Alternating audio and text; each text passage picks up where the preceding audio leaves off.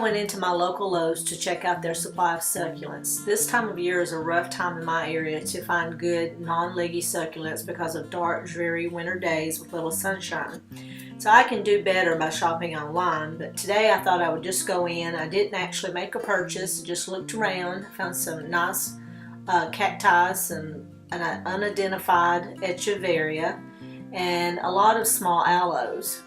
So there were things there to purchase. I decided just to control myself today and just look around and not give in to the temptation to buy something that was leggy or that I already had. When I try to buy a new plant, I try to buy something that I don't already have, and then I try to propagate from leaves.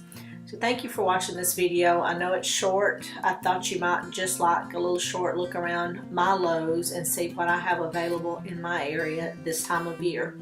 So have a great weekend, and I'll see you in the next Garden Rudiments video.